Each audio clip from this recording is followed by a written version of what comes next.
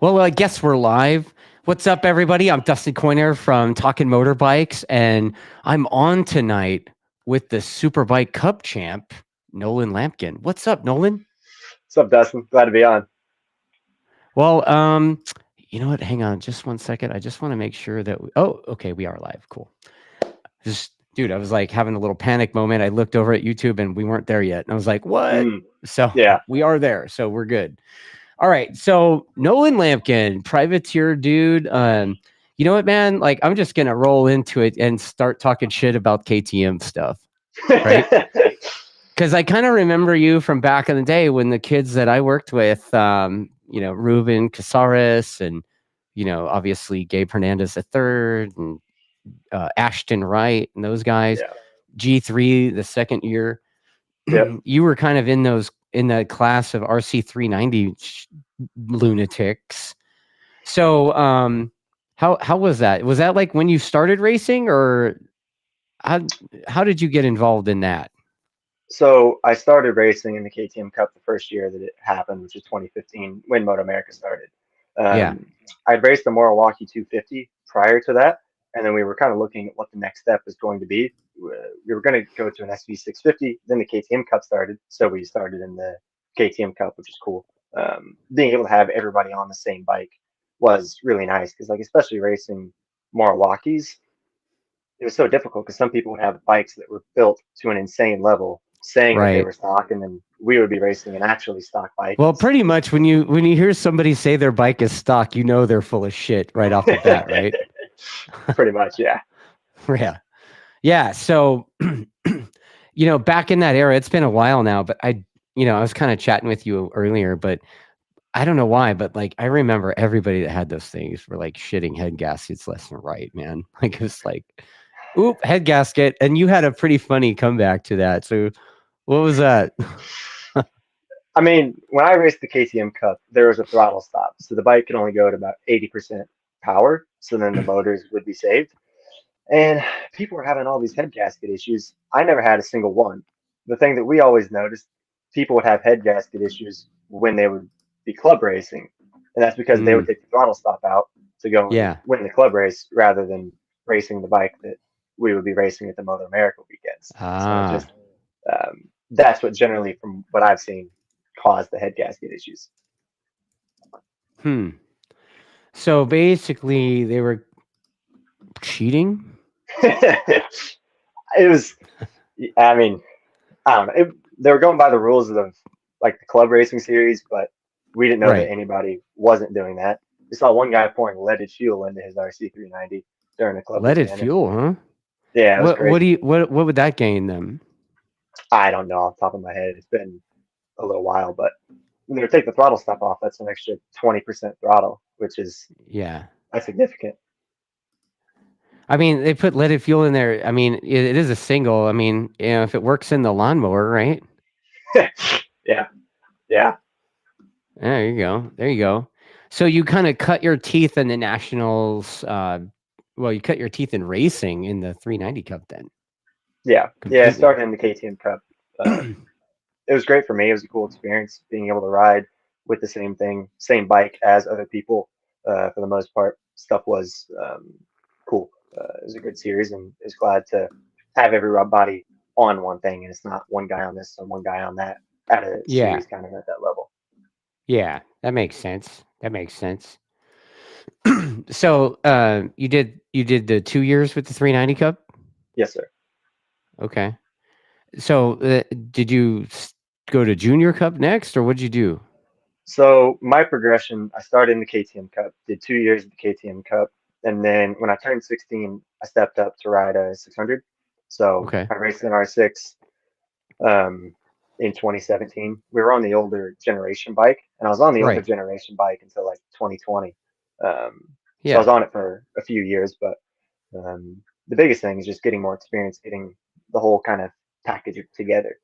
Yeah. We've learned so much year over year. None of my family are racers, so it's we've been figuring everything out as we go along. Wow. Yeah, I kind of remember you when I was still at Chuckwalla. I was going there. basically every month. I would go there for the CVMA stuff and the SoCal track day weekends. And Yeah. I kind of remember you out there on an R6, working with Jason, maybe. Yeah. Yeah, and I was always like, who the heck is that kid go like who, where'd that Yeah. kid come from? So I was like, you know, how what was your best finish in that first year on the 600, if you don't mind me asking? The best finish we had that year, we were racing Super Stock 600, and I believe it was sixth place at Miller Motorsports Park out in Utah. I love that track. Sad that we don't go back there, but Yeah. it was in the middle of nowhere. Yeah, I mean, sometimes it's better to have the tracks in the middle of nowhere because there's no neighbors to get mad at the Yeah. noise. But at the same time, dude, that track is a whole nother level of middle of nowhere, right? I Yeah. mean, I will say this, like there is commerce like half an hour away, basically, right? But Yeah. still, Yeah. it's Yeah. like you're going there and you're going to Utah. Like there's no way around it. Yeah. Yep, we're in Utah. Okay, there's a church on every corner, like yeah. So sixth place your first year in that's right. They had two different 600 classes, huh? They had like I don't know, super Yeah. We had the sport. yeah Yeah, Super okay. Sport and then Super Stock. I think we finished sixth place. That was a crazy weekend because I was struggling out there. I don't know what it was. That was back when they had the LCQ in 600s because they would split the classes up. So they'd have Super Stock and Super Stock, Super Stock and Super Sport combined, but there were so many people in the combined class, they'd split it up into an A group and a B group. Right. And I was in the B group, so we were going out at like 8 o'clock in the morning, 7:45, and I didn't qualify on time. But I went out in the LCQ, won the LCQ by like 8 seconds or something. I was like, man, this is getting stuff together. Then went out in the main race and worked my way up from like 25th to 6th or 8th or something like that. Um, Right. I don't remember off the top of my head, but it was good making progress, making steps. Yeah. My riding style changed so much that year. Yeah. Well, I mean, I would imagine going from a 390 single to a 600, Yeah. you're not using those crazy swoopy doopy lines anymore, right? Yeah. The biggest thing for me is on the super stocks, we didn't have data on the bike. So Okay. what I'd feel was different, or like working on feeling, building everything up. So at Atlanta, I came out and I got on the gas like the way I would on a 390. I was testing and doing different things like a Jennings down in Florida, but I got on the gas and I just whacked the thing open and I went to the moon. Messed up my hand. I'm not flipping off He's the like, I camera, messed but up my hand. um, Yeah. Welcome to the club, yeah, buddy. yeah, yeah. Um, yeah, and then started working with Jason Pridmore that year, and he really changed my body position and different things around because I used to hang off the bike so much, and when I'd be hung off it so much, whenever it'd slide, I'd be totally disconnected.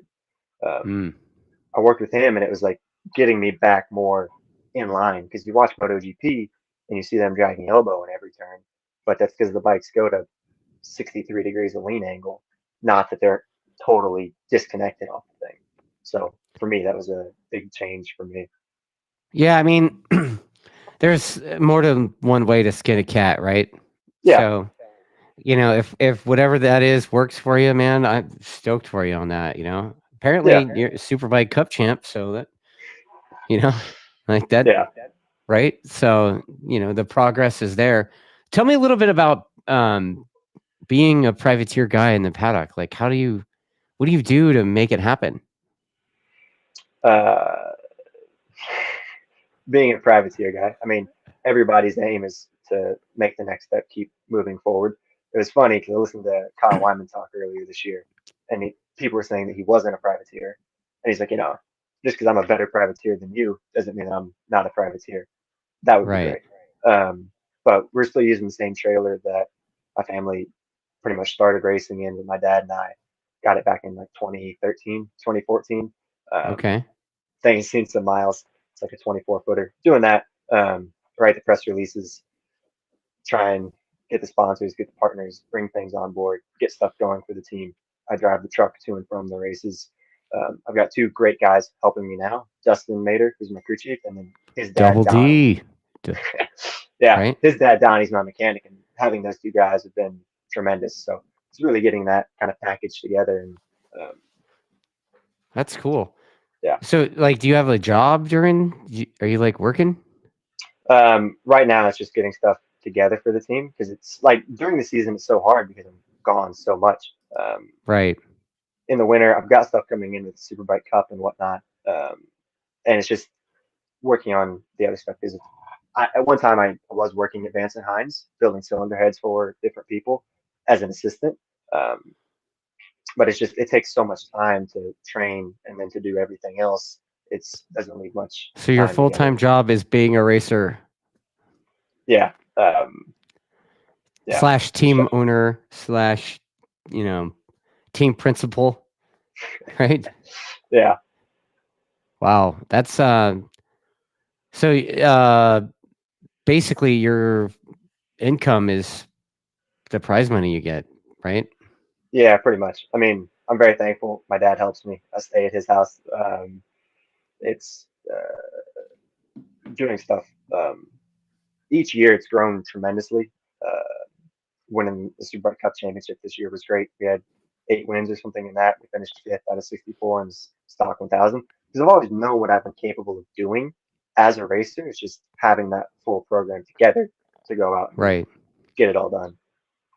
Yeah, I mean, I had Kyle on the show a few times, right? And you know, Kyle's story is similar, right? He's just like always trying to keep the wheels turning, and then you know, does it seem like your riding is kind of taking a back seat sometimes to making sure the wheels are keep turning?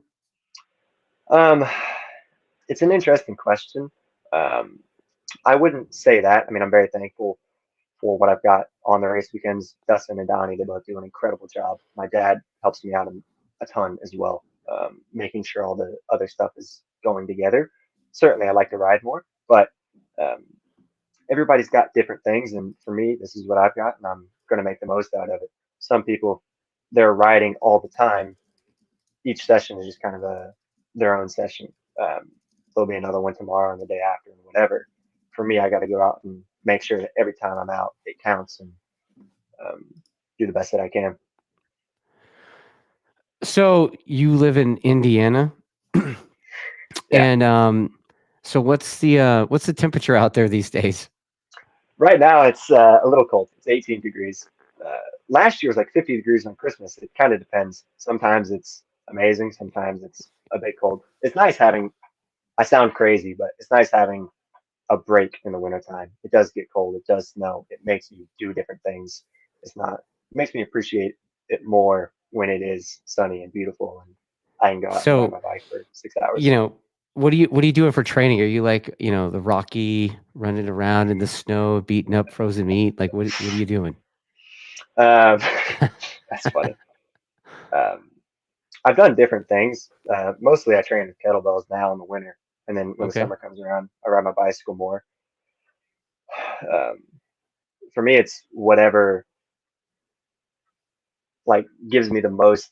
It's kind of weird to describe it, but whatever I feel I need to do, that's generally what I need to do. What I try and train or cultivate or whatever is listening to myself, whether it's on the bike or whether it's training or whether it's something from the business side. I generally know what I need to do. I've just got to be able to listen to my inner self and go out and do it. Do you work with like any coach or anything like that? I work with Jason Pridmore on the race weekends, but I've worked with people in the past, but I'm cool doing my own stuff for the last few years. Wow, dude. And you're in your early 20s now and figuring out your own training and trying to get the thing done without working. Like you're basically your whole job is this, right? Yeah, That's yeah. impressive, dude. I You mean, know what? yeah, One of the things that I noticed that you guys recently did was start throwing out your data. yeah. What motivated you to do that? I mean, I started doing that in 2020, and for me, I've never had somebody else that I could compare my data to. I started out when I was 16, yes, but we're doing it pretty much all ourselves. There are other racers, they come in, they go to a team, they've got data from that rider for the last 5 years. So they know the setup, they know what they need to do. I didn't have that. So rather than moan and complain about what I don't have, I'd rather put it back out there, give it to other people, and maybe I can be that person for someone else. I look at it as trying to be the person um, that I didn't have, trying to help the younger version of myself. Yeah. Well, that data shit's still fairly new, right? And there's not very many people that are like switched on in that world, or am I crazy? No, I mean, it's some people like this is one of the other interesting things. It seems like people either know data or they don't, and like racers specifically. And the people who do look at their data, they go way too deep into it. They look way too much and they try and overanalyze things. And I know I did that for a time. Yeah. But I think the biggest thing is having a few specific things that you're wanting to look at and look Yeah. at it, but don't go way too deep. You there's analysis paralysis, and um, yeah, Yeah. Yeah. I mean, you look at the squiggly lines, it's really easy to get lost in them. yeah, Like personally, for me, I um I just kind of like focused on the wuss gap, you know? The wuss gap between brakes and throttle, yeah, Like I was always working on narrowing that. okay, Because I can remember when Richard would share the data, there was zero wuss gap with Gagne ever. Like, okay, dude, it's like off and then fucking on. Like there's no gap. yeah, So wuss gap. yeah, yeah. One of the things that's interesting looking at other people's data is seeing um, the line from when they go from fully on the gas to on the brakes. Because I never had anybody to compare my data to until this year. I was working with Steve Weir from BMW, Okay. and ironically, the first time that I saw my data compared to another rider during a Moto America weekend was at Brainerd at the turn that Gagne crashed in a few years ago, that left-hander, and Okay. The one where he like catapulted his whole front end into the air. yep, yeah, yeah, Was that 7? um, I think so, yeah. Yeah, 7. So going into 7, Steve Weir pulled up my data compared to Cam Bobier. And he's like, here's what he's doing, here's what you're doing. And that was really cool, being able to see things like that. It's like, okay, um, there's no better benchmark than Cam Bobier. Yeah. Yeah, I mean, Cam or Jake, right? I mean, those two guys. We have data from Cam too, from when he rode for us in 20, and the dude was insane. Like Yeah. it was. You look at his data, and you're like, how the fuck do you do that? You know? Yeah, because it's just like right to the apex, and then throttle goes to all the way. Yeah, the thing that was most interesting to me is going into that turn, he just threw the thing on its side. Like I kind of gradually, not gradually, but I just bring the thing in. He'd go from fully up and down to straight on its side. And it Yeah, was like, all right, well, I know what I can be working on. yeah.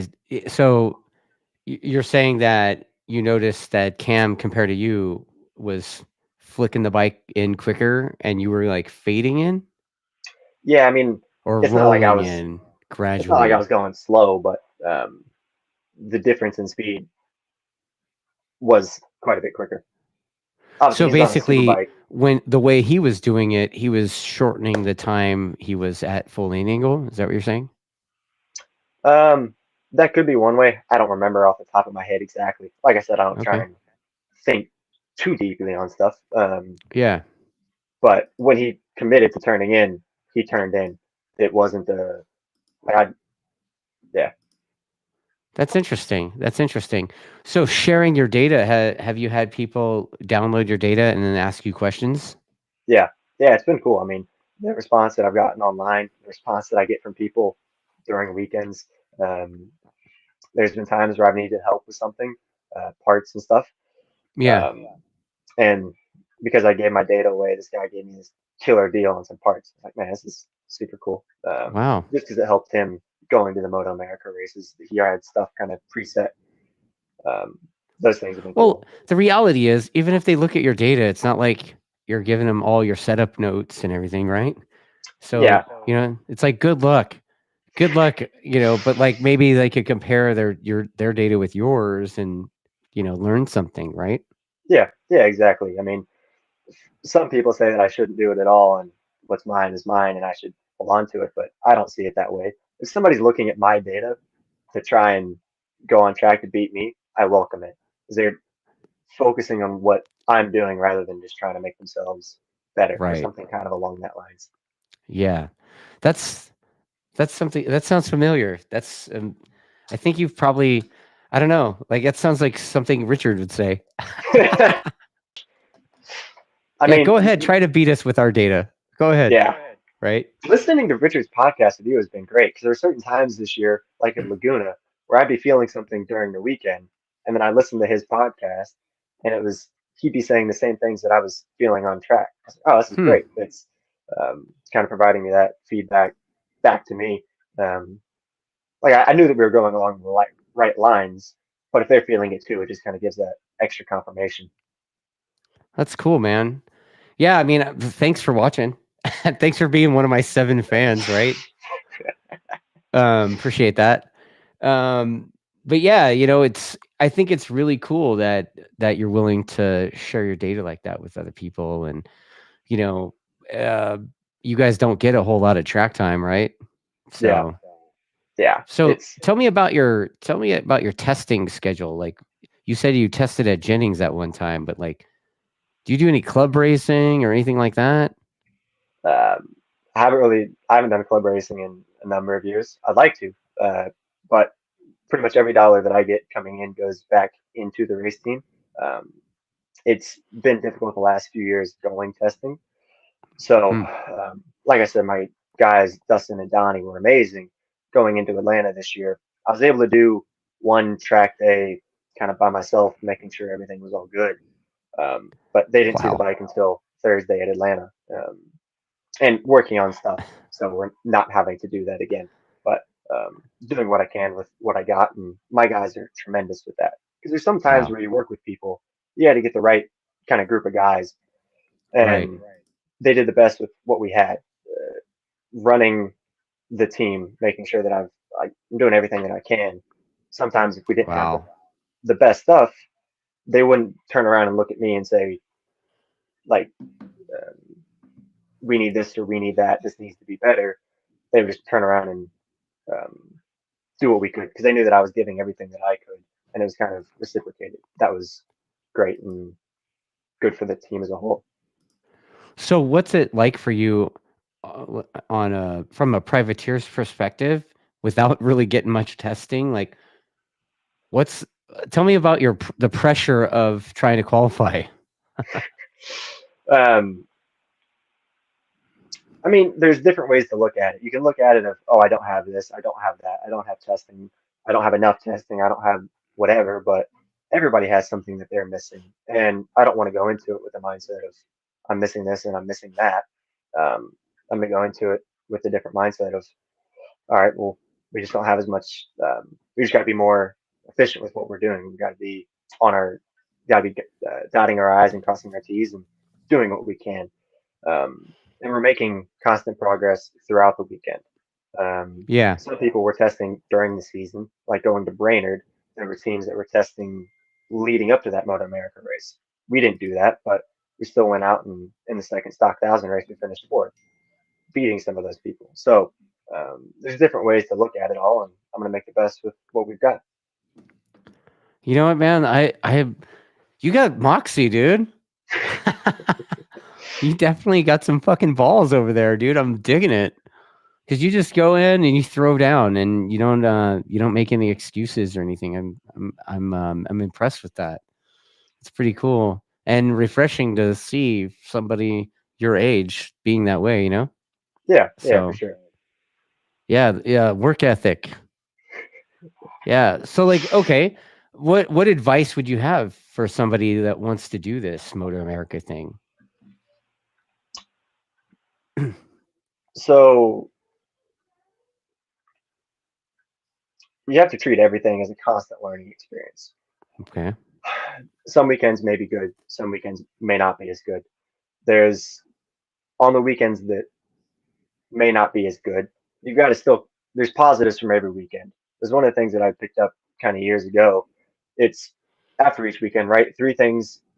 Everybody starts out with a bad weekend with the things that went wrong. Don't do that. Start out with the things that went well, and then list the things that can be improved.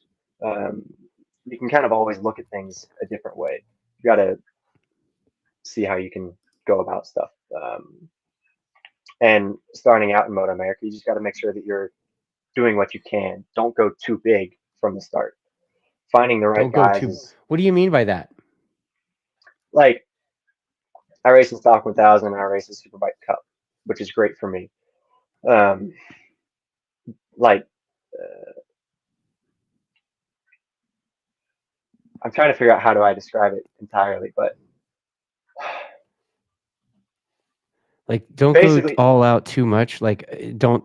Are you talking about like from a where you spend your money perspective, or yeah. I mean, you can't buy race results. You have to have certain things in place. It's finding those good guys.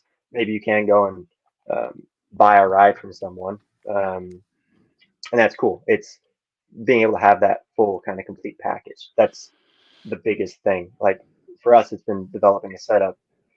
Um, in 2020, uh, like we struggled that year. It was a difficult year. I didn't know what was going on. The rear tire, I'd always have it just be smoked. Like I had the worst looking tire out of anybody on the grid, and it was terrible. But we didn't know what was going on, and having like I was working with John Cornwell. John Cornwell is amazing. corn He dog? was fantastic.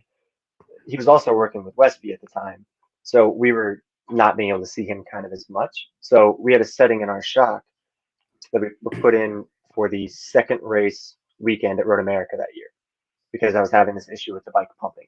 Cool. And then we went to the next round and a round after that, and we never changed the shock setting until we got to New Jersey. Hmm. And at that time, like we knew something was wrong. Like something was definitely wrong. We took the shock to John, and he's like, "This is totally messed up." So, Hmm. um, okay, you can have these different things with different people, but you got to make sure that you're having the right stuff in place. But it Yeah. also taught us a lot. So it's there's different ways to kind of look at everything. And if I wouldn't have had that experience, then now I might see things totally different. Um, every win is a lesson, and everything that doesn't go right is also a lesson. You just got to keep building. Yeah. Wow. It's amazing to me. Like I said, dude, it's amazing to me talking to somebody like your age talking like that. Like normal 22-year-olds are not talking about that, dude. And I'm impressed with it. I'm just like, wow, dude, who is this kid? So, um, managing your time to get the results you have. How do you deal with that when you have to show up when Moto America like adds a new track to the schedule that you haven't been? Does your Uh, whole mindset change? Like, is there something that you do with your track time to get up to speed quicker? not really. It'd be nice for me to sit here and say, oh, well, I go out in the first session, I do this and I do that and I do this. And if I do those things, then all of a sudden it's a totally different animal. I mean, that's not the case. Uh, like, we're just riding bikes here. We don't need to get too Do you get a complicated. tow or something, or like what do you do? I mean, yeah, it's nice to get a tow. But some people rely on a tow too much. I don't know. Everybody has Mark different Marquez. things. um, but a tow is nice and qualifying. Being able to get around somebody local is cool. But one of the things that Jason Pridmore had said years ago, and sometimes somebody says something, and I think I understand it, but I don't really understand it until years later, is every track is just a track to a certain extent. Um, obviously, there's different stuff with each track, but you just got to figure it out. I mean, there's no secret sauce. It's not like I can sit here and say, Do you get the track map out and then Well, you guys walk the track, right? Yeah, I always walk the How track. how do you think how important do you think a track walk is for learning the track? I think it's important. I used to go back and before each race weekend, I'd watch so much video. I'd write things down. I'd have track maps built before I'd ever get to the track, and it made my riding worse. The less of that stuff, like, because I would just be overthinking stuff. Like, I'd get to the track and I feel like I need to be braking here, and that's not the case. Each rider is different. There's 1,000 different ways to skin the cat, Yeah. and everybody has to do their own thing. I always walk the track. If I can, I like to ride a bicycle around the track, just seeing some of the stuff at speed. I'll watch some video, but I don't want to get too deep into the weeds and feel like I know the track before I even get there because it's the wrong way to go about things for me, at least. So you're not learning the track playing video games? I mean, I have before. Nice. Yeah, weird. Um, like I have before, but it's like you kind of have to throw that stuff out the window at a certain point. Right on, dude. I hope everybody's listening to this guy. Like, wow, man, this is awesome. So, okay, so you're racing is your job, man. Yeah, Like, that's hardcore, man. Like, so I take it you're still living at home. yeah. I mean, it's living at home. It's trying to do everything as Yeah, financially um, frugal as I can, um, yeah. but do things here and there. Um, in the winter, it's nice to have a break from everything. Well, you got to do your Rocky stuff, right? Yeah, go out and run laps in the snow, fight Yeah, fights with polar bears. yeah. Beat up frozen meat, all that. Yeah, it's good times. So, okay, let's shift gears a little bit. Like this year, you're going to continue with the team that you're on, right? You've got the suit right there. What's the name of it again? It's like Wood Racing with something. Tom Wood Power Sports. Tom Wood They're Power Sports. Okay. Yeah, they're a local dealership group. I'm the first racer they've ever had, so they've got 5 power sports locations. Starting stuff out with them has been great. Riding the BMW has been amazing as well. Yeah. There's different things that we're looking at to where maybe it's not having to have me do everything. If I can come in and go out and ride, that would be great. I mean, it would free Yeah. up so much different mental space. I could put uh, dollars towards different things. Um, Right. so working on the different stuff, and the nice thing with Tom Wood is they carry a bunch of different motorcycles. They carry pretty much every brand, um, from Kawasaki to Yamaha to BMW to Honda, to MV Agusta to Ducati. They have so many different things that it kind of gives us um, a unique way to kind of look at different stuff and go about different things. It'd be cool to keep. Um, the nice thing with Tom Wood is we can kind of figure stuff out, and it'd be cool to ride for another team and have Tom Wood be able to provide that support back to Tom Wood because everything's Yeah. about the return, at the end Yeah. of the day. Yeah. So you're what? You're at the last of the 3-year deal with them. Yeah, this is going into the third year. Okay. So and you're obviously racing Stock Thousand and Superbike Cup again. Yeah. I want to race Stock Thousand and I want to race Superbike Cup. Okay. Do you have aspirations to just skip the stock part and just do Superbike? I mean, yeah, I mean everybody wants to go and race Superbike. I love to race Superbike. Um, it would be great. The nice thing for me is being able to go out and show what I'm capable of doing as a rider. Racing stock and racing Superbike Cup. It's a lot of races. It's a lot of time. And for me, my fitness has always been really good, so I can go out and do those laps. It's been cool. It's like this year's Stock Thousand and Superbike Cup was a bit different because Stock Thousand wasn't at every weekend. So there were times where we'd be at certain tracks and I might be the best Stock Thousand guy there or whatever, or a Superbike Cup guy, but I was going Mm, up against a bunch of Superbikes. So like at Laguna, I finished I don't know what place, but there just weren't a ton of Superbike people in the field. But if you compare my right. time this year to last year, like the leaders' time didn't really change that much. So I feel like if I compare my time this year to last year, it feels pretty similar. Right. And we made great progress this year. Our time this year compared to last year would have been great. So being able to take that stuff forward has been good. Well, we got a couple of comments coming in.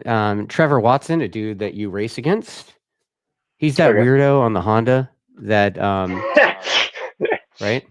So, so he says, well, he's got a couple of comments here. I'm just going to kind of go through them. He's like, actually, it looks like there's a couple of commenters kind of like talking shit to each other. So that's kind of fun. But yeah, he says that walking the track is so crucial because, you know, at speed, the track kind of flattens out. And when you walk it, you can see the camber and the elevations. That Yeah. that's I'd say that's pretty accurate. Yeah. Yeah. And then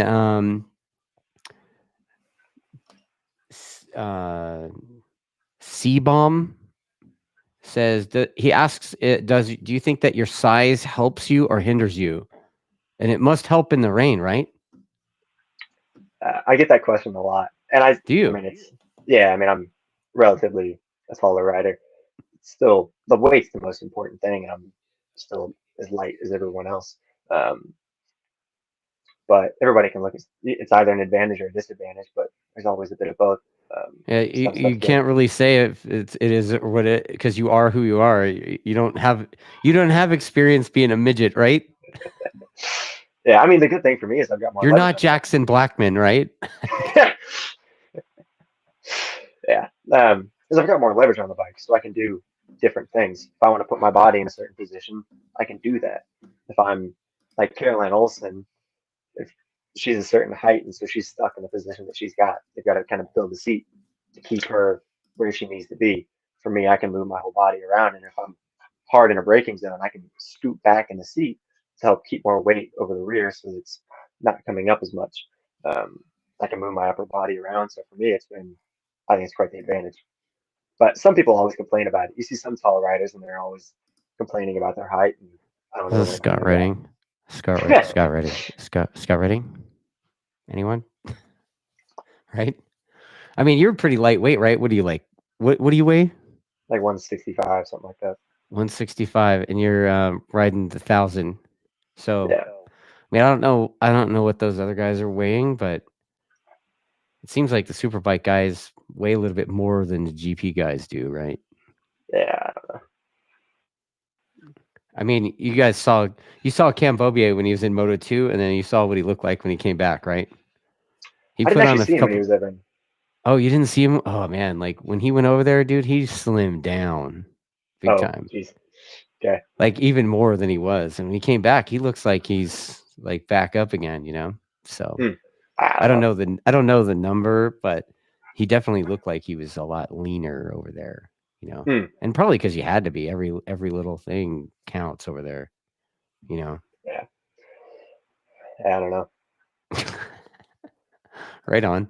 Do you let's see, yeah, so somebody's asking if you're Jeff 511 says sticking with the BMW next year or are you going to a Honda? um, so I've got a handful of different options on things that we can do for next year. Um, Being able to run my own program, we can try and do something and incorporate stuff with other people, which would be fantastic. There's been other things with other manufacturers, which would be cool. The biggest focus for me is what can I do to have that whole package together. Um, and if it's going and driving the truck myself, going to the different rounds, and that's the best thing, so be it. I want to make sure that I've got the best kind of situation for me and for my guys, and we can go out and show what we can do. Yeah, so here's another question that's actually pretty cool. You know, what do you that C-Bomb guy, he's like, what do you think about the Rahal team coming into this series? And don't they want to race the Superbikes? Yeah, I don't know. It's interesting. It's cool seeing Ray Hall come into it. Yeah. Um, I mean, I'm in Indianapolis, and they're in Indianapolis. They're building that stuff here, which has been really cool. Um, It's cool seeing more and more people get into it. Yeah. Listening to that Ben Spies interview was really interesting as well.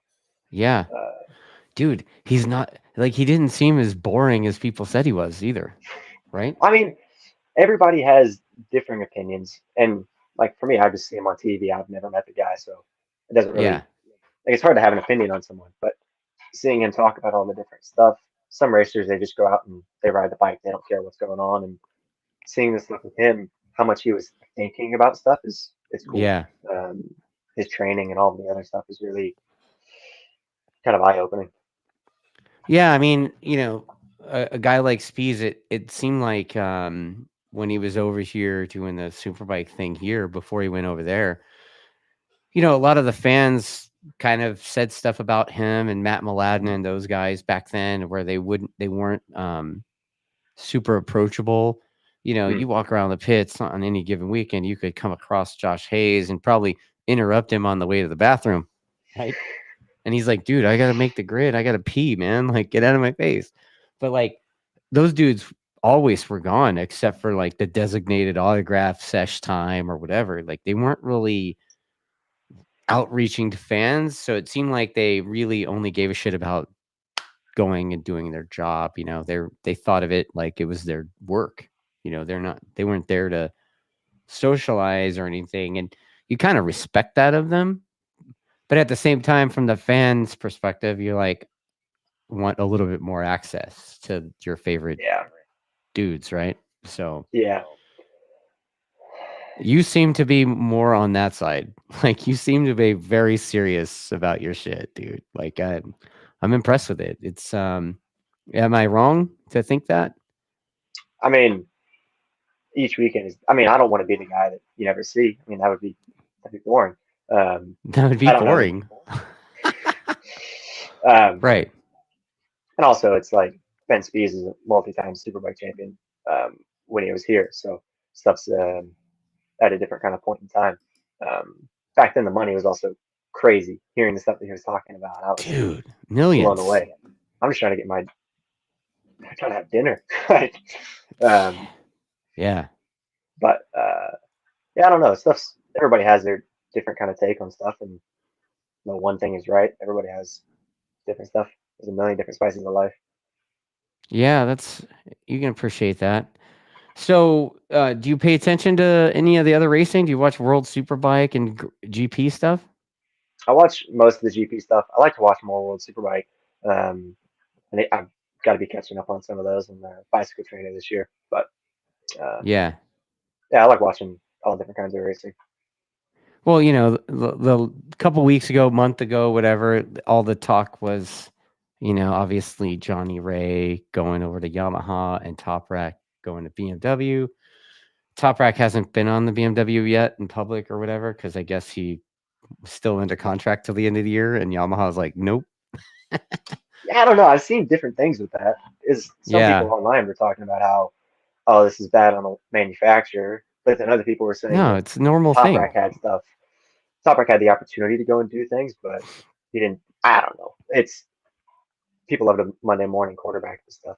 I just like watching the racing, seeing the stuff that Johnny Ray posts Yeah. online, seeing those YouTube videos has been cool Dude, as well. he looks like he's super motivated, yeah? Like Hmm. more than he has been, it seems like. Yeah, So, you know, uh do you think anybody is going to be able to beat the midget on the Ducati? I don't know. It's the whole series is kind of interesting where they're balancing everything out. I get from the business side of stuff. Um, that some manufacturers may be struggling and others may not be, so it's kind of different than what it was. I don't know. Hopefully, I like to see more bikes win. So here's one for you. Jacob Fleece, I Oh think. yeah, Sorry. He's asking you if you have any plans on Daytona. Daytona would be great. I love the race Daytona. Um, not got something for it right now. I've talked with a few people about things. Um, Okay. I'd like to though. And that's like talking about like what bike to ride or talking about like doing it maybe. like doing it with somebody else. Like I can't do that myself. Yeah, There's so much that goes into it. There's so many different things. Hearing different people talk about it. Like there's so much stuff. dude. I mean, yeah, I haven't raced that, but I've been part of the team the last couple years, and man, it's like even though our team already had some bikes and stuff made for them from the year before, the boys were still working on the bikes like in the mm, garage. You know what I mean? yeah, yeah. I don't know. Like Riding get 600s is busting out cool the though. grinder, to make the wheel go in and out quicker. Yeah, Yeah. yeah. I mean, I was fortunate enough at the Weir GNF. I was coaching a friend of mine, Vito DiCarlo. He and I worked on Thursday, and then on Friday, which was the endurance race, I did the 4 hour endurance race with him on his R6. Um, I did pretty good starts. Whenever there would be a red flag, they'd put me on the bike. I feel bad because I did so many laps out there, and it was Vito's bike, and I need to like. I feel bad that he didn't ride it more, but we did like 102 laps total around Barber, and I rode 76 of them. And Wow. um, we did the whole thing on one set of tires because we had no quick change anything. Like it was just there for fun. So one set of Yeah. tires, we had 2 jugs of fuel. So whenever the bike would come in, I'd grab a fuel jug. The other guys would get some of the other stuff, get ready. Um, and I had 2 things, both filled to like 8 liters. And I'd dump the 8 liters in and then grab the other one and pour about half of it. And I'd start looking, trying to make sure that I have enough fuel in it. I mean, it was cool at the beginning of the race. Before we had a pit stop, I was like up in like second or third in the middleweight class. And like I want to say like fifth or sixth overall until we had to do a pit stop. But that was cool. I mean, at one point I think I made ourselves back up from I want to say like 22nd or something like that to back in the top So 10. you were It was the cool. team's ringer? I mean, whenever there'd be a red flag, I look at Vito and he'd look at me. We were trying to figure out what to do. He's like, "You want to go?" Oh, yeah, sure. Hop and I'll ride as much as I can. So I'd go out there for the start, and we didn't have a fuel gauge on the bike either. Like it was backyard racing at its finest. So I'd ride the bike until the thing started to sputter on fuel, and then once it sputtered, I'd limp it into the So you pits. guys you guys didn't know exactly how many laps you Oh had, no, for pit no, board and all that? no, no. I mean, That's yeah, solid. I, That's dude, that sounds like standard issue club racer shit right there, buddy. I mean, it was cool. Racing was great. I like racing any bike that I can, and it's funny because this year we were able to make a step up in Moto America in Stock Thousand in the Superbike Cup, and some people were saying that it's you're gelling really well with 1,000, but being able to go out and ride the 600 for me, there's kind of multiple things all coming together, and Yeah. each year is obviously different, but glad to be making step forwards and being able to fight kind of week in week out. How different is your bike in Superbike Cup than it is in Stock 1000? Is it basically the same bike, or do you Oh have yeah, like same bike. special stuff that you put on for the Superbike? Or Nah, it's the same. I mean, we put new tires on it, and my guys would okay, meter the fuel and put in how much we need. And yeah, all right, that's cool, man. So do you think that having the extra race is helping? I mean, Like there's helping different. your effort and are you learning more in Superbike Cup and then transferring that into Stock 1000, or are you using both races to help you in everything? I'm using both to help me in everything. It's Okay. nice having the Superbike Cup races on non-stock 1,000 weekends. We get more track time for one. It's difficult because, like, we sign up for the season as a Superbike Cup entry, but with the way the Moto America entry stuff works, I still have to pay for the Superbike races separately, which is just it's kind of a weird deal. But doing both races for me is cool. I like doing it. I don't want to do the stuff where like last year in 2022, there were some people who were doing full Superbike and full stock 1,000. So they were having so much track time. Yeah. And it's cool because they were premier and it gets you certain kind of stuff going back to the team.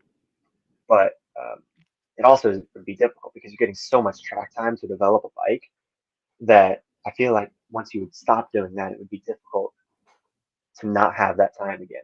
Um, Mm. but I like doing the stock thousand and the Superbike Cup, going out and showing what I can do. Like in New Jersey, um, in the dry, it was we did really well and it was cool. Like I came in after that session, and I don't know how many people came up to me. Man, that's pretty good. So Yeah, dude. um, Yeah. yeah, Okay, so you know what? Let's talk about some GP stuff too. You know, the like kind of like in World Superbike, you know, dude, top dude switches over, and so you know, it looked like Marquez was kind of like close to the top of the timing sheets and testing, and you know, testing's not racing, yeah. but you know, there was. Are you a Marquez fanboy? I mean, I'm not a Marquez fanboy. I like I think he's the probably racer. Um, just like talent wise and whatnot, but um, I don't really want him to see him win every weekend. Right. Well, he hasn't done that in like what 4 years now, so. Yeah, it's been rough. Yeah, I think at one point, I think I'll say that he was the best rider. I don't Yeah, know. I guess I we'll don't see if know. he's the best rider this year. I don't know on the Ducati. I because there were videos that came out today because today was that Valencia test Right. and seeing him get off the bike and smile at the crew. Like I want to see him do well. I just want to see good racing. I don't care what it is. Yeah. I don't want it to be like 2019 again where he won or finished second every single race just because it's kind of boring. But you also don't want it to be like this year where he's on the ground every race, right? Like, Yeah, I don't want to see a guy get how injured. many races did that dude actually finish this year? Man, it was rough. Can you count them all on one hand? I think so. I don't know, I man. mean, and that dude's not wadding up some you know clapped out club racers Gixxer, dude. He's like wadding up like a MotoGP bike, like a millions. Yeah, well, I mean, Millions. I'd love to see their budget for just body work. Like this, Oh, that's the thing yeah. that stinks about crashing is everything just gets destroyed. So Yeah. crashing, I mean, from like the team side of my stuff, it hurts my soul. But then they're like, ah, it's just whatever. Can't I imagine. mean, do they? I mean, I've always wondered, do they have like an extra container of bodywork just for that dude? Right? I don't know. I mean, Like, are his they dudes went through some laying stuff up for sure. bodywork in the molds overnight because they don't ran out? Like, I wondered about their painter. Like, how much is that yeah, guy getting dude. paid? This for all the GP guys. I mean, like, yeah, Yeah, because it doesn't look like stickers. Right? It looks like it's painted on, right? yeah, and everything is so like every scene matches up perfectly. I don't. Yeah, it's stuff's Yeah. beautiful. Yeah. I that's spot on, dude. Um Yeah, Pin the Gas. I'm guessing that's Chris Simcoe from Pin the Gas. He's got another podcast over there, but he's asking about the Ducati thing too. Like we kind of talked about Marquez a little bit, but um, he also mentions he calls him Baby G Bus, Pedro Acosta. Mm. You know, how do you think that dude's gonna do? Like, it sounds like he's getting. I don't know if he's up to GP yet, but it sounds like he's got a track to go to GP, right? He was in GP. I mean, he was testing this weekend or today. Yeah. Um, Yeah. I Like don't know how. the big ones though, right? Like he's MotoGP now, right? Or is he still Yeah, he's gas. KTM, right? Yeah, Yeah, gas, yeah. KTM, same shit, right? um, I don't know. I mean, it'll be interesting to see how he does. Um, I've kind of kept a running tally on the different rookies on like before the year. It's like, okay, here's what I think is going to happen. Right, Um, Today it looked like he did really, really well in testing because like in 2018, which was when Fabio Quartararo came in, he right, was struggling on the Yamaha, and then he came out and then did really, really well in 2019. So it's so hard to tell at this time of year. I hope he does right. well. I just want to see good Yeah, racing. and you know, I mean, it's testing, right? So of course Vinales goes fast, captain qualifier over there. Yeah, Yeah, I right? had him on my MotoGP fantasy team this weekend too. He did good for me in qualifying, but He not always so much does in the good in main race. qualifying. Yeah, And then when the race comes, I don't know. yeah, I don't know. Racing is such a mental sport that I don't. There could be a million different things going on. I don't know what it is. Yeah. There's a comment, Trevor. Hi, Rev Trev. He says that that Honda team spent more on bodywork than Gagne won for the Superbike Championship here in the States. Dude, that could be true. I don't know. Right? I mean, it's like Honda's a giant.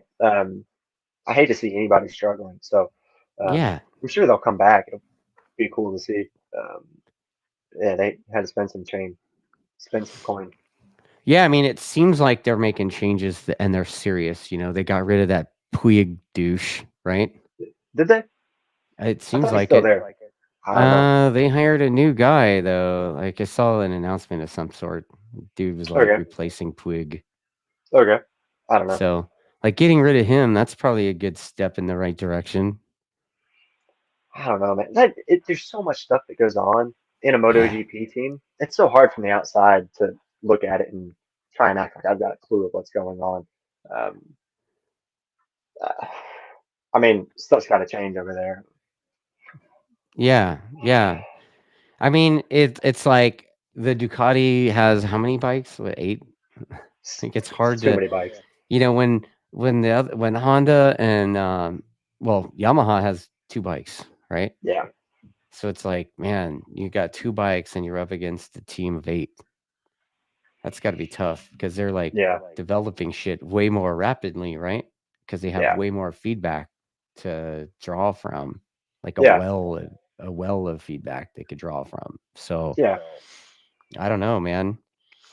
yeah. I mean, because Aprilia, they got their satellite team this year, but I don't Yeah, really know how much of a step up that made for them. Maybe it was great, but behind the scenes, it's so hard to tell. Um, right. uh, Yeah, somebody said David Bravio. oh, So because yeah. he was So I the guess maybe Pug is still there, but it sounds like somebody took over his job and he's moving to another role somewhere else. Maybe I don't okay. know. High Rev Trev probably knows because he is that weird Honda guy after all, right? So he probably knows the inside scoop. Yeah. So yeah, looks like this year Ducati won 17 out of 20 races, and the only 3 that weren't won by Ducati were 1 Honda win and 2 Aprilia wins. Everything else was Ducati. But there's a lot of riders. Yeah. Well, that's the thing is like they got 8 out of what 22 Hmm. riders on the field. 20. Um. So I mean, it's a numbers Yeah, game. they've got 8 hit. Well, they out of the 8, how many of those guys won? Right. Yeah. I mean, was it did Luca Marini? Was he the only I one who think didn't? Marini got one. Yeah, He did. Okay. I think he did. And I know Alex won the sprint races, but I mean, yeah, Yeah, it's a lot, right? yeah, Like that never happened before. It used to be like, for years it was like 1 dude or 2 dudes would be gone and then everyone else would be fighting for third. And now it's like, you know, you roll up and you don't know who's going to win. And that's yeah, amazing. yeah. Honestly, I quite like it. Some people say that. Like I've read comments online, and people are saying it was nice to have one guy. Um, To like MotoGP get is too behind. unpredictable now. Yeah, MotoGP is too unpredictable because anything could happen. I don't care. I mean, I like it's better racing Yeah, then. that makes the racing better. Yeah. Yeah, I don't want one guy going out there and just dominating for the Yeah. most part. Yeah, we don't need it. I mean, we did the Rossi era, we did the McDowan era, right? Yeah, We did the Marquez win by 20 seconds era. yeah, I saw something today that was like this season was the first season where they didn't have any consecutive winners. yeah, Like from one weekend to the next, like Pecco would win, then the next weekend Martin would win, right? yeah, yeah. I mean, I like it. I mean, what year was it? 2017. where they had like 8 different winners. It's cool. I mean, and Ducati's Yeah. definitely been making a step up because I think it was 2019 where they had the Yeah. first 1, 2, 3, and that was like crazy. And now 1, 2, 3 is kind of a normal weekend. Yeah. Yeah. So we'll see. I mean, and arguably people say the same shit about Moto America, right? Like, oh, the Yamaha guys just dominate everything. But I don't know. We'll see. I mean, we got the BMW team and the Ducati team is strong, and I guess there's another BMW team coming, and is Honda coming? I don't know. Trev probably knows. He's probably riding for him, right? He's one of the riders. Like, the rumor is that it's Disrupt. Okay. Yeah, I've heard a bunch You of know, different rumors. I mean, they sold all their shit, and they're talking about next year after selling all their shit. So, kind of leads Yeah. one to believe that if they're selling everything, it means that they're switching manufacturers, maybe. Yeah. I mean, the nice thing for me is like at New Jersey, we'd won the Superbike Cup at Circuit of the Americas. So it was also raining. I only had the one thing to focus on. So I was just going around talking to pretty much as many people as I could. Yeah, Because racing with Tom Wood is great. If I could do something with someone else and then help get there to be more benefit for Tom Wood, um, I think that's a kind of a win-win for everybody around. I'm yeah. trying to work on all kind of avenues and stuff, and um, it's, I mean, more manufacturers. It's cool. BMW's been great with me. Seeing a Honda come in would be super cool as well. So, what? We're a little bit over an hour. So, let's talk about the people that help you out. Like, do you want to talk about them a little bit? Like, who's your suit guy? Who's your helmet guy? Like, are you wearing an airbag? Are you that guy? What do you got going on over there? This time of year, it's getting everything together for next year. Okay. Having stuff with Visit Indiana, the tourism group has been super cool. Um, So, it's like, the state of Indiana is helping you out. yeah, That's yeah, kind of badass, dude. yeah, yeah. I mean, Oh there's yeah, a. bring all that tourism to Indiana. Oh, I Woo! mean, I don't remember if this is before we started the podcast or one of the first things we said, but we were talking about. Yeah, I think it was Miller Motorsports Park and yeah, racetracks being in the middle of yeah, nowhere. yeah. Um, the opposite of that is Indianapolis Motor Speedway. Like that's in the city. Oh yeah. The Brickyard's been there Indiana's for what 100 years, right? yeah, Or more. yeah. I mean, 1904. I mean, I had a school field trip there in fourth grade. We had a whole unit and stuff. Um, That's awesome. Indiana's the racing capital of the world. For me, it's I'm the first Indiana native to ever stand on the professional road race podium, which is super cool. Wow. Um, and then we won a championship this year, which is great as well. But Visit Indiana School, they had a year-end review document for the tourism group on the government website, and in it, it's one of my helmets, one of the ones that we've got back there. One of my helmets is in their year-end review document, and then a picture of my crew chief is in there as well. That's awesome, man. Yeah. Like, I mean, dude, I don't think any other racers are having their state to help them, right? Yeah, I've gotten that quote a few times this year. That's badass, dude. Yeah. There was a friend of mine, he was like, yeah, if anybody ever says anything, I just tell them, like, how many other racers are sponsored by a state, and they generally They're generally what? come around pretty quickly after that. Oh, nice. Yeah, dude, that's got to be good. So what else? I mean, are you wearing the airbag suit? Is that like a requirement or something? Yeah, I mean, wearing the airbag is crucial. I don't I don't want to race without one. I don't know what the rules are in Moto America right now. This last year, I wore Revit suits and HJC helmets, which protected me great. So that has the Alpine Star Tech Air vest in it. Yeah, Okay. yeah, So is it like the 2 deployment one, the Tech Air Race vest, or was it yeah, like the one that yeah. you put on first and then put the suit on? No, it's the 2 deployment one. So you get Okay. 2 pops at it. Yeah, 2 Yeah, pops. Because you never know, right? yeah, stuff is good. Yeah, being able to have a couple of the custom helmets. Super cool as well. My brother painted them. It's been really cool. That's awesome. Your brother painted your helmets. Yeah, yeah. He has Right a on. tattoo studio in Broad Ripple, Indiana. Okay. And yeah, he's painted both. His every helmet that I've ever had. He's not every helmet. Every painted helmet that I've had, he has painted, which is super cool. Um, Started out in 2020. We did a helmet kind of for Indiana because we were racing at Indianapolis Motor Speedway. So Yeah. had a helmet for that race. And then the next year in 2021, got help, did a Chuckwalla Valley Raceway helmet for New Okay. Jersey and Barber, which is cool. And then he did these two helmets this year, and he's done some other kind of testing things and whatnot for me. Yeah. Chuckwalla, they're helping out a few riders, right? I know they helped Michael, right? Yeah, yeah, I'm trying to think of who else they're helping out. yeah. They've done different things kind of over the years. It was cool. And Yeah. Yeah, that guy that runs what's his name? Kevin. That yeah, dude seems pretty switched on, and he seems to love motorbikes, so it's pretty cool to have that going on, you know? yeah, for sure. Yeah. Oh, so anybody else you'd like to thank besides your crew, your dad, whatever? I mean, there's so many people that I've got to thank. I mean, I'm not going to go through and read off the whole Right? thing. Like it's so Uh, much, you're just like, I mean, this year is like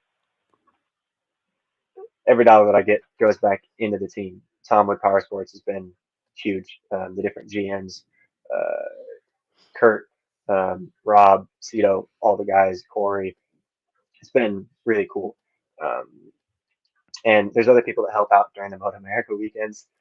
yeah, I don't know, like on setup days, Wednesdays, flying into the West Coast, I had help from racers out there, and it's like I can't thank those people enough. Like I I bumped hotel rooms from a handful of people this year: Corey Alexander, Michael Gilbert, um, Jason Pridmore.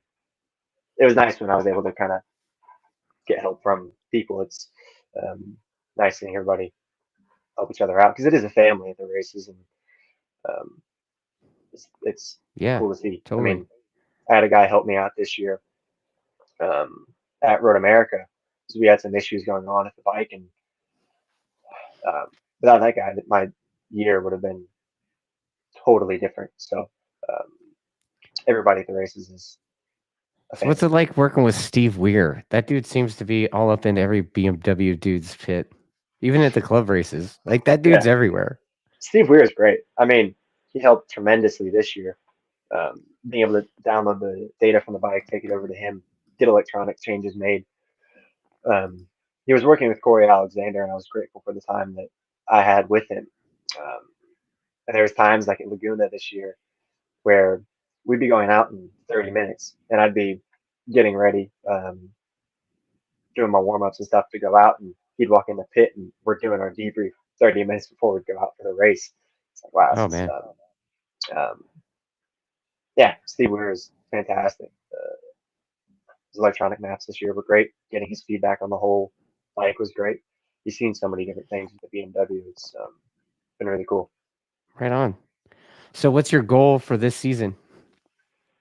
Um, I mean, my goal is like Win we made. everything at all costs. Send it. I mean, you know me too well. Um, like we made really good progress this year.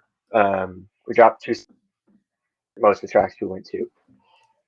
There's learning stuff that we can take from each year, or from going into the next year. At Brainerd, like the different stock thousand weekends, we were in the podium fight at Barber. We were in the podium fight at Road America. We were in the podium fight at Brainerd. Worked my way up from like ninth or 10th place up to fourth. Ran the third fastest time, sector two time, or sector one time, and the fastest sector two time of the whole race. Those things are great. Yeah. Going into Circuit of the Americas, I mean, was going there to win, but we had some issues going on with the bike. And Steve Weir came to the pit Sunday morning right after warm up, and he's looking at the data and he's like, "Man, like bike was just not good. So being able to take the information we gathered from last year, turn it around for this upcoming year, will be good. I mean, my goal is I want to go to win both championships. I think that would be incredible. Because that's what people did with the Superbike Cup and Racing Stock 1000 when it first started in 2020. Right. Cam Peterson went out and Yeah. did both. Jake Lewis went out and did both. I think that's every racer's And they goal. both got rides after, right? Yeah, yeah. I mean, it's like this year. You win that thing and you could get a ride on like a legit team, maybe, you know? Yeah, I mean, there's different stuff we've got coming up for this next year, and it'd be cool to kind of take that next step and continue our improvement. Well, you know what, man? I wish you the best of luck this season. And one more dude I got to root for this year, which is it's pretty fun. Dude, thank you for your time and sharing with everybody a little bit of an insight of what goes on with the Privateer Dudes program. Yeah, You know, man, it sounds like you to do what you did, you kind of got to go all in, right? Like, and you've done that, and it's impressive. And definitely want to see you move forward. And who knows, man? Maybe somebody will give you a buzz, and you'll get a Superbike ride, right? Like is that your ultimate goal? I mean, my ultimate goal, I'd love to go and race in Europe. I mean, I think that's kind of Okay. everybody's thing. I'd love to be able to go over and race against those guys, race on those tracks. It'd be cool. But for me, it's doing the best with what I've got right now. Okay. Racing Stock 1000, racing the Cup, being able to go out for those and kind of see what happens down the line. Everybody has high dreams and high aspirations, and I don't know. Like that big sigh again. You have so much weight on your shoulders, dude. Man, I'm like at 22, what was I doing? Oh, that's right. I was like trying to start a career after graduating college. Yeah, I mean, it's like everything we got to do is make what we've got going right now as Yeah. best as we can. This last year, we did a lot with the resources that we had. Like at Brainerd, I didn't eat dinner the Sunday night afterwards just because it's needing stuff there for the team. I've had different friends help me out.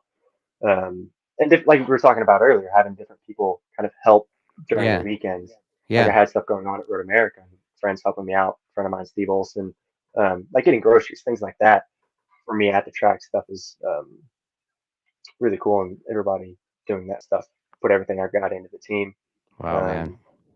Do the best I can. Well, like I said, dude, I wish you the best of luck. We're gonna wrap this thing, but dude, I hope to see you at Daytona, man. Like, and if not, I guess we'll wait till Road Atlanta, right? Yeah, So yeah, yeah.